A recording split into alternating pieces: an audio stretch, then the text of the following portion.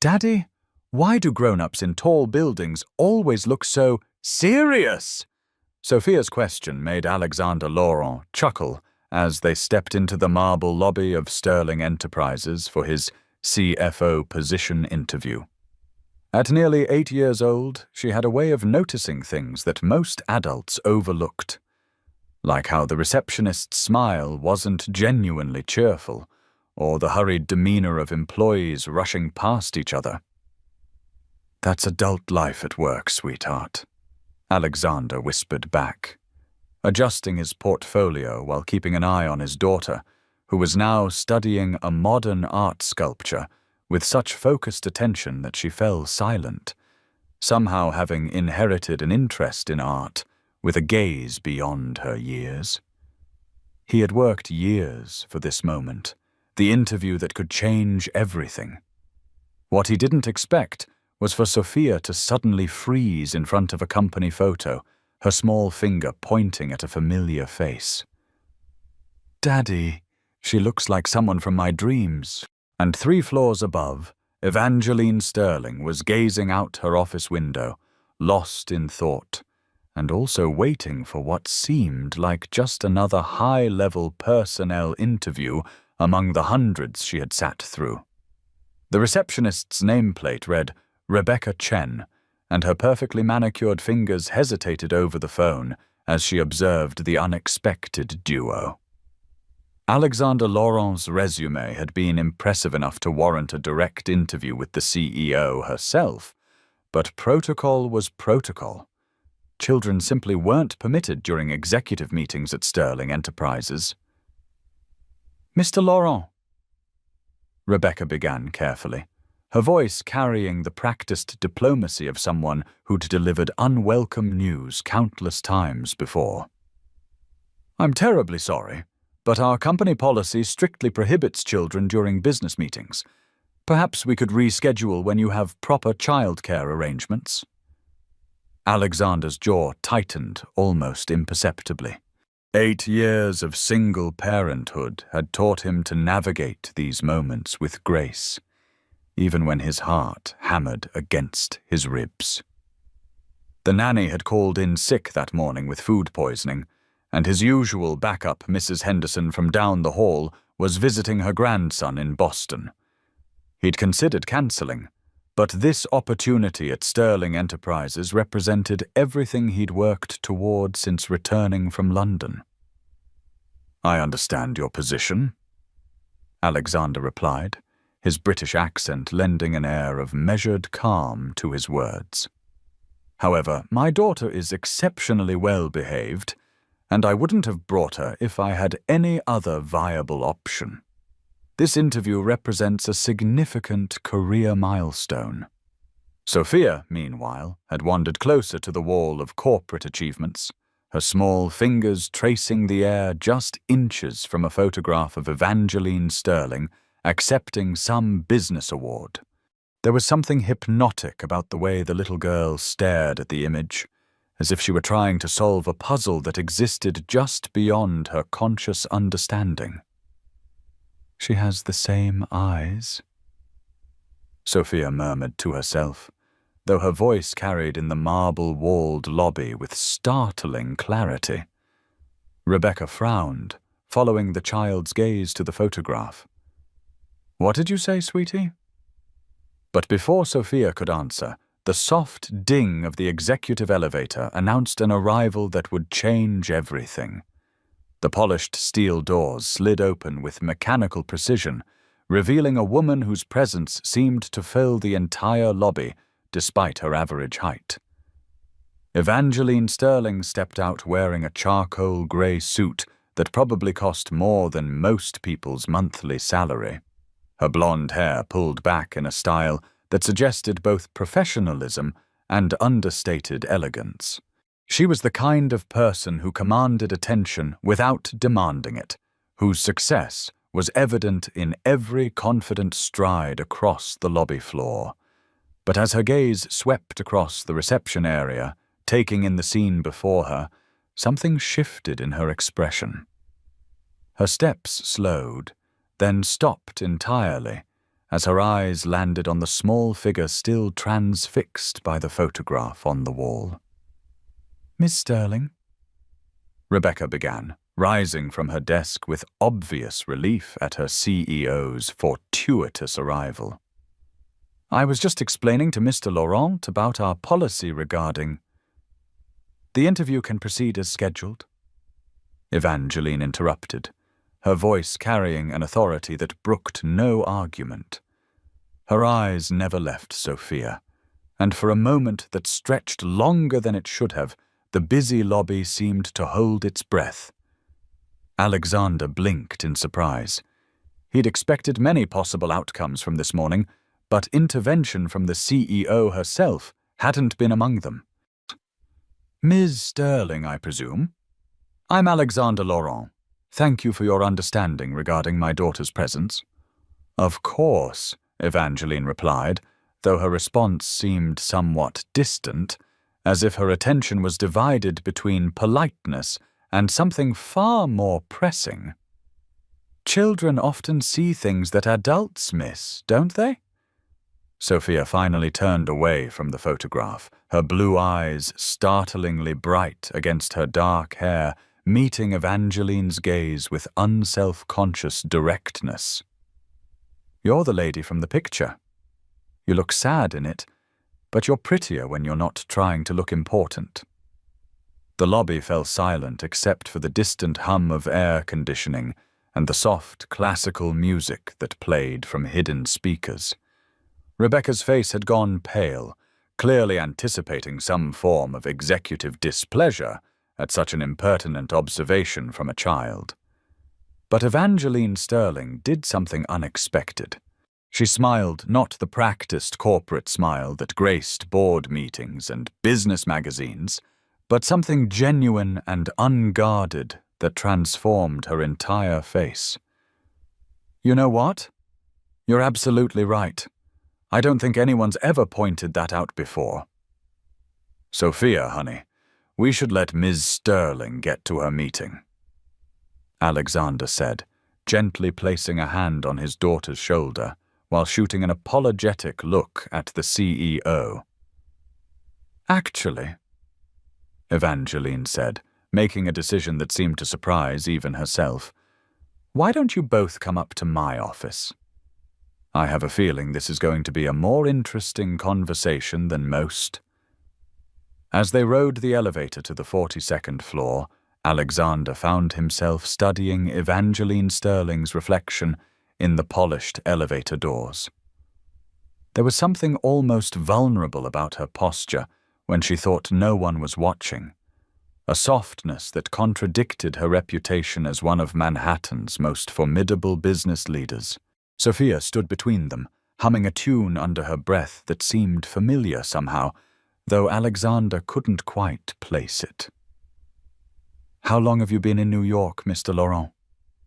Evangeline asked, her tone carefully professional despite the unusual circumstances. 2 years, Alexander replied. "I relocated from London when an opportunity arose with Morrison and Associates. I wanted Sophia to experience American culture, and frankly, the career prospects here seemed more promising for someone with my background." "And what exactly is your background?" "Economics from Cambridge, MBA from Harvard. I spent several years in London's financial district before realizing I wanted something different, something that would allow me to be more present for Sophia while still challenging myself professionally." Evangeline nodded thoughtfully, but her attention kept drifting to the little girl, who was now pressing her nose against the elevator's glass panel, watching the city grow smaller beneath them. "She's quite remarkable for her age. Very observant." "She always has been," Alexander said, his voice carrying the warmth that crept in whenever he spoke about his daughter. "Sometimes I think she understands the world better than most adults do." The elevator chimed softly as they reached the 42nd floor, and the doors opened to reveal Sterling Enterprises' executive level. The hallway was a masterpiece of understated luxury cream-colored walls, original artwork, and carpet so plush it seemed to absorb sound. Evangeline's corner office sat at the end of the hall, its frosted glass doors bearing her name and title in elegant silver lettering. "Welcome to my world," Evangeline said, gesturing for them to follow her. But as she spoke, Alexander noticed a slight tremor in her voice, as if the simple act of bringing them to her personal space had cost her something. Her office was exactly what one might expect from a successful CEO, floor-to-ceiling windows offering a spectacular view of Manhattan, a mahogany desk that could comfortably seat 6 people for dinner, and walls lined with awards, diplomas, and photographs documenting a career built on calculated risks and strategic brilliance. But it was also strangely impersonal, lacking the family photos or personal mementos that typically humanized executive spaces. Sophia immediately gravitated toward the windows, pressing her palms against the glass as she took in the sprawling city below. "It's like being in the clouds," she said with wonder. "Do you ever feel like you're flying when you work up here?" "Sometimes," Evangeline admitted, settling into the chair behind her desk while gesturing for Alexander to take a seat across from her. "Though most days it feels more like being in a very expensive cage." The interview began conventionally enough. They discussed Alexander's experience with international finance, his vision for modernizing corporate accounting systems, and his thoughts on emerging market trends. His answers were articulate and well-reasoned, demonstrating both technical expertise and the kind of strategic thinking that distinguished exceptional candidates from merely competent ones.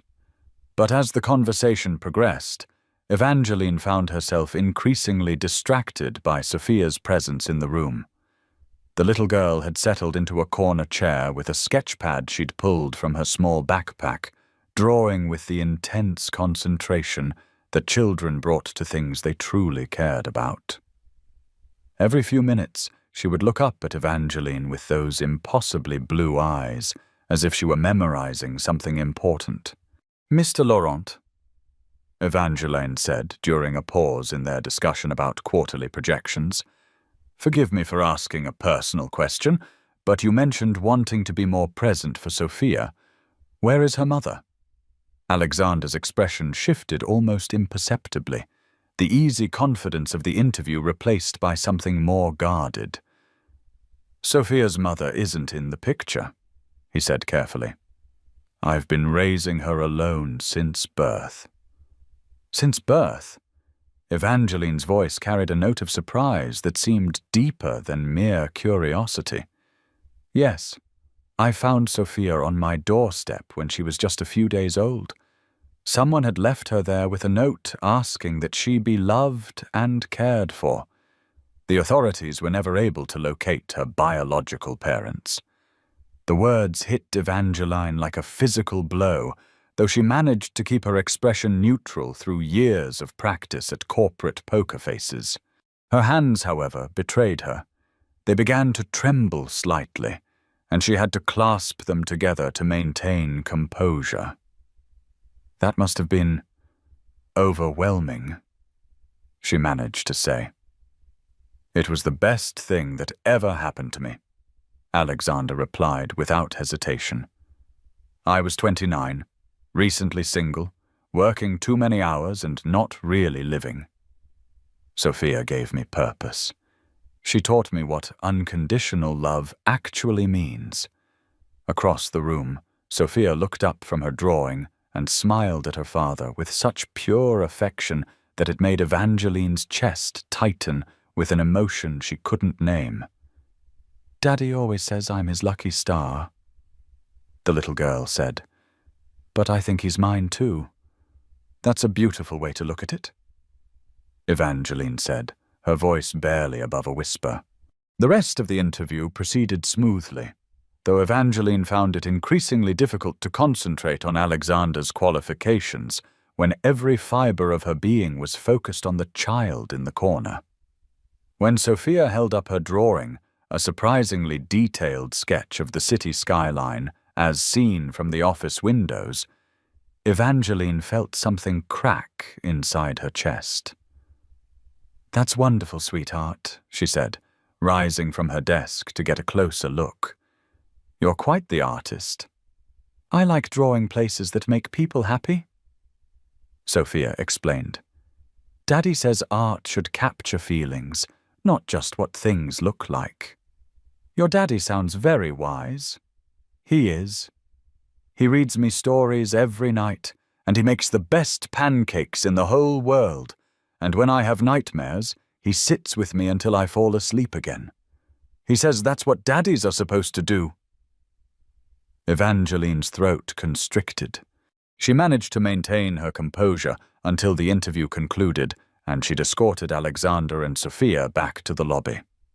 But as soon as the elevator doors closed behind them, she returned to her office and closed the door, leaning against it as if she could somehow hold back the flood of emotions threatening to overwhelm her. 8 years.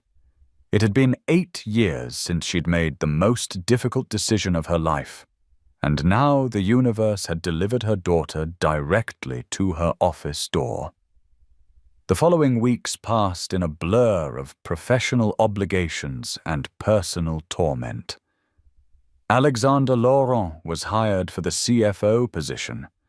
His qualifications were impeccable, and Evangeline convinced herself that her decision was based purely on merit, but she found excuses to walk past the financial department, hoping to catch glimpses of Sophia during the after-school hours when Alexander occasionally brought her to the office. The little girl was exactly as Evangeline remembered her infant self. Curious, bright, and possessed of an innate kindness that seemed to touch everyone she encountered. The office staff adored her, and even the most senior executives found themselves smiling when Sophia wandered the halls with her sketchpad, documenting Sterling enterprises through the eyes of an 8-year-old artist.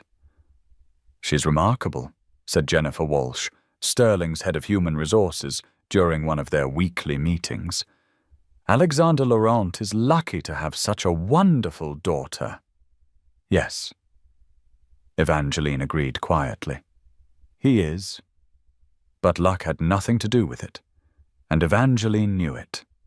She'd spent 8 years wondering about the child she'd given up, imagining countless scenarios for how her daughter's life might have unfolded.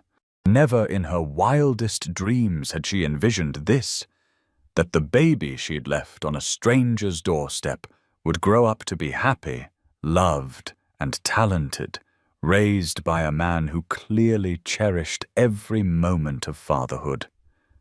The irony wasn't lost on her.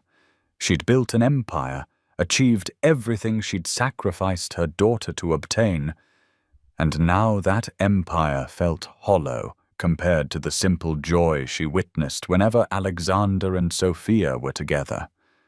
It was during the company's annual charity gala that everything changed.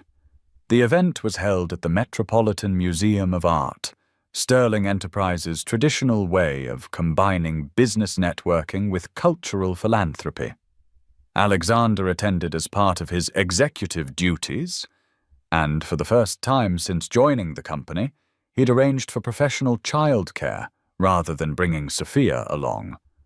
But fate, it seemed, had other plans. "Mr. Laurent," came a familiar voice as Alexander stood near the museum's Egyptian collection, nursing a glass of wine and making polite conversation with potential clients. He turned to find Evangeline Sterling approaching, elegant in a navy blue gown that somehow managed to be both sophisticated and approachable. "Miss Sterling, beautiful event, as always." "Thank you. I notice you're flying solo tonight. No Sophia?" "She's with a sitter. I thought a business function might be a bit much for an 8-year-old, even one as well-behaved as mine." Evangeline nodded, though something in her expression suggested disappointment. Of course, though I have to admit I've grown rather fond of her presence around the office. She has a way of reminding us all why we work so hard in the first place. Their conversation was interrupted by the arrival of Alexander's phone, buzzing with an urgent call. His face changed as he read the caller ID. "I'm sorry I need to take this," he said, stepping away from the crowd. "Mr. Laurent?" "This is Mrs. Patterson from the babysitting service. I'm afraid there's been a small emergency. Sophia is fine," she added quickly, "but she's been asking for you. She seems quite upset about something, and I think it would be best if you came home." Alexander's protective instincts kicked in immediately. "I'll be right there." He returned to find Evangeline waiting with obvious concern. "Is everything all right?" "Sophia needs me. I'm sorry to leave early, but I'll drive you," Evangeline said without hesitation. "That's not necessary. I can catch a cab." "Nonsense. My driver is waiting outside, and it'll be much faster."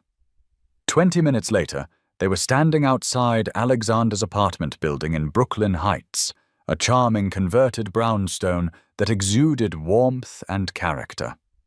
Mrs. Patterson met them at the door, looking frazzled but relieved. "She's in her room," the older woman explained. "She's been asking for you for the past hour. She keeps saying she had a dream about her first mommy, and that she needs to tell you something important." Alexander's face went pale. In 8 years, Sophia had never expressed much curiosity about her biological parents. He'd always been honest about her origins, but she'd seemed content with their family of 2. "Where is she?" he asked. "Upstairs. Second door on the right." As they climbed the narrow staircase, Evangeline felt her heart hammering against her ribs. The apartment was exactly what she'd imagined. Comfortable, lived in, filled with evidence of a child who was deeply loved. Sophia's artwork covered the refrigerator. Family photos lined the hallways, and everywhere there were signs of the kind of home Evangeline had dreamed of creating, but never quite managed. They found Sophia sitting cross-legged on her bed, still wearing the pink pajamas she'd put on for movie night with the babysitter. Her face was streaked with tears, but her eyes brightened the moment she saw her father. "Daddy!" She launched herself into Alexander's arms with the kind of desperate relief that suggested she'd been genuinely frightened by whatever had upset her. "I'm here, sweetheart." "What's wrong?" "I had the dream again. The one about the pretty lady who was sad. But this time she was holding a baby, and she was crying because she had to give the baby away. And the baby was me. Daddy. I know it was me." Alexander's breath caught. Over the years, Sophia had occasionally mentioned dreams about a sad, pretty lady, but he'd assumed they were typical childhood fantasies. Now, looking at his daughter's earnest face, he realized there might be more to these dreams than he'd understood. "Sweetheart, dreams can feel very real sometimes, but it wasn't just a dream," Sophia interrupted, her voice carrying a conviction that seemed far too mature for her age. "She's real, Daddy. And I think she works where you work." The words hung in the air like a physical presence. Alexander felt the world shift slightly on its axis as he processed what his daughter was saying. Behind him, he heard Evangeline's sharp intake of breath. "Sophia," he said carefully, "why do you think the lady from your dreams works at Sterling Enterprises?" "Because I've seen her before. Lots of times. She looks at me like she knows me, but she's always sad, like she wants to say something but can't."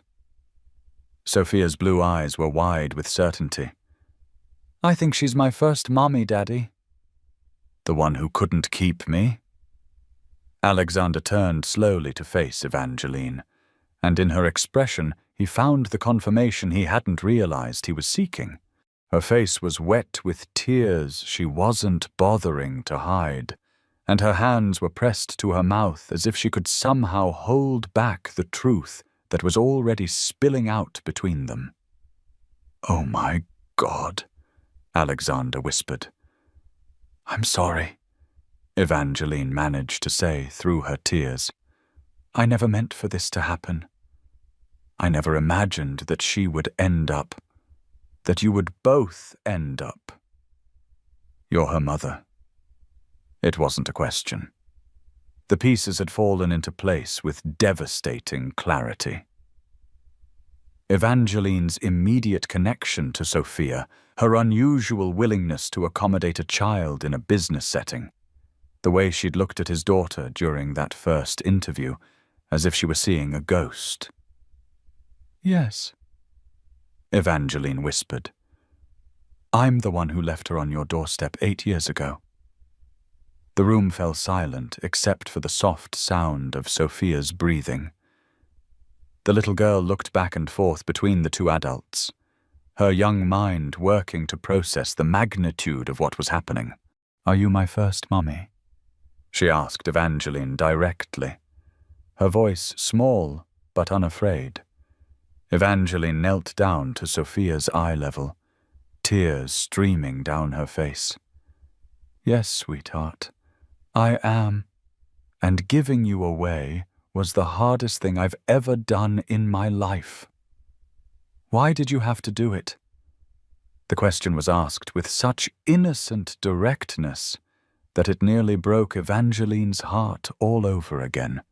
How could she explain to an 8-year-old about business mergers and family obligations and the terrible choices that sometimes had to be made in the world of adults? "Because I was very young, and I was scared, and I thought I couldn't give you the kind of life you deserved," Evangeline said finally. "I wanted you to have a family who could love you the way you needed to be loved." Sophia considered this for a long moment, her head tilted in that thoughtful way she had when processing new information. Then she did something that surprised everyone in the room. She reached out and took Evangeline's hand. "But you loved me too, didn't you? Even when you had to let me go?"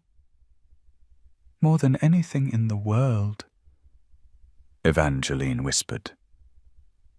"Every single day for 8 years." "I knew it," Sophia said with satisfaction. "That's why you were always sad in my dreams." "You missed me." The simple truth of it, delivered with a child's unvarnished honesty, was almost too much for either adult to bear. Alexander found himself crying too, overwhelmed by the complexity of emotions flooding through him. Gratitude, fear, love, confusion, and something that might have been relief all battled for dominance in his chest. "What happens now?" he asked, though he wasn't sure if the question was directed at Evangeline or the universe in general. "I don't know," Evangeline admitted. "I never imagined I'd see her again, let alone that she'd end up being raised by someone like you.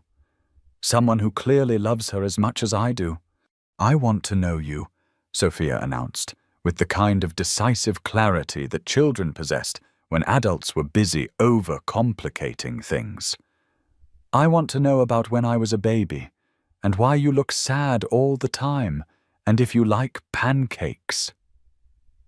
Despite everything, Evangeline laughed through her tears.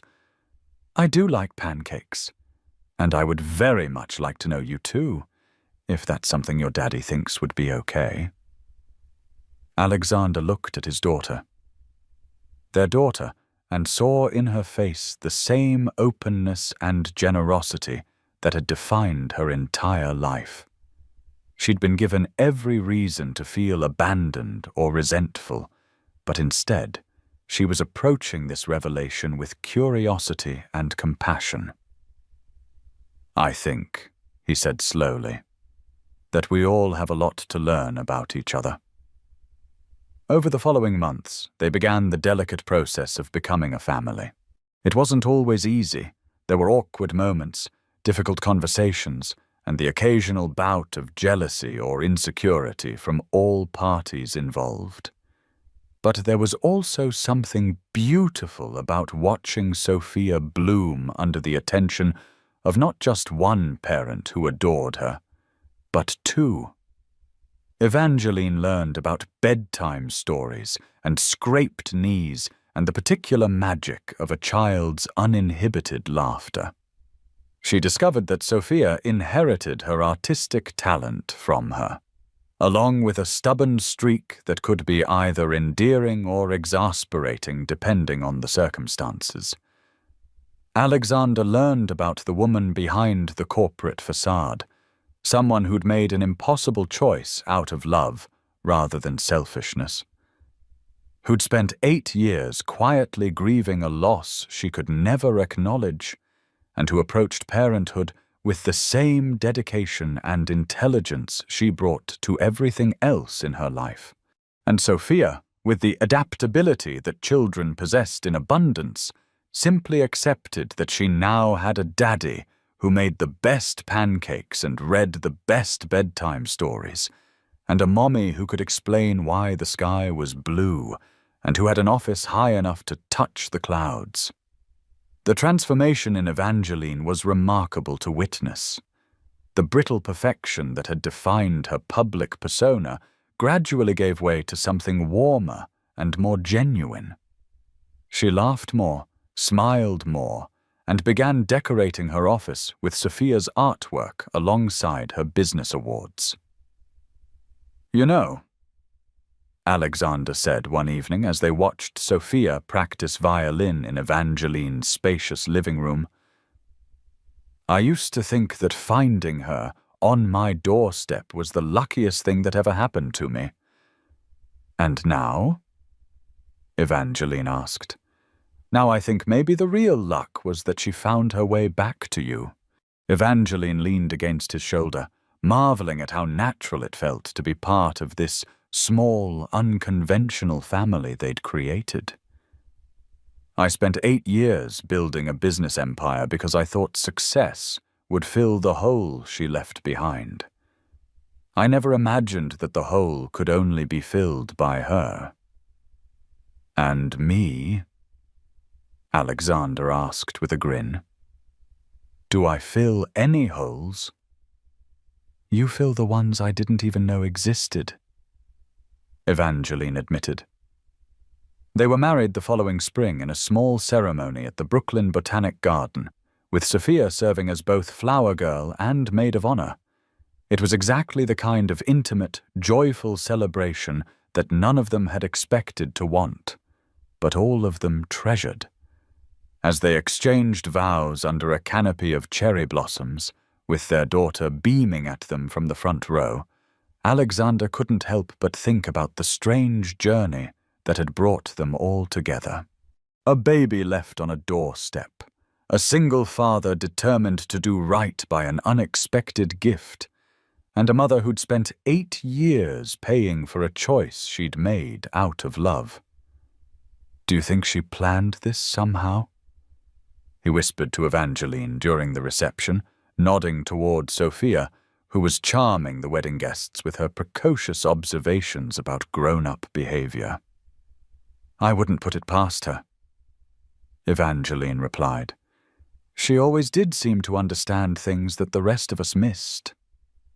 Later that evening, after the guests had gone home and Sophia was finally asleep in her new bedroom in Evangeline's penthouse apartment, the newlyweds sat on the terrace overlooking Manhattan's glittering skyline.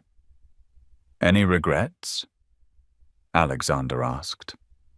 Evangeline considered the question seriously, as she did most things. 8 years ago, she'd given up her daughter to save her family's business and secure her own future. Tonight, she had both her daughter and a love she'd never expected to find. "Just one," she said finally. "What's that?" "I wish I'd been brave enough to keep her 8 years ago. I wish I'd trusted that love was enough to figure out the rest." Alexander took her hand, intertwining their fingers the way Sophia did, when she wanted to make sure they wouldn't let go. Maybe that's not how the story was supposed to go. Maybe she needed those 8 years with just me, and you needed them to become the person who could appreciate what we have now. You think everything happens for a reason? I think some things are just too perfect to be accidents. Inside the apartment, Sophia stirred in her sleep, dreaming of pancakes and art studios, and families that found each other in the most unexpected ways. In her dreams, the sad, pretty lady was smiling, and there were no more tears, only the kind of happiness that made everything worthwhile. And if 8-year-old children could somehow orchestrate the reunification of families through pure will and unconditional love, well, that seemed like exactly the kind of magic the world needed more of. The end came not with dramatic revelations or tearful reconciliations, but with the quiet satisfaction of a story that had found its way home. 3 people who'd started as strangers, connected by chance and choice and the mysterious workings of a universe that sometimes delivered exactly what was needed, exactly when it was needed most. In the morning, they would wake up as a family complicated, unexpected, and absolutely perfect in all the ways that mattered most.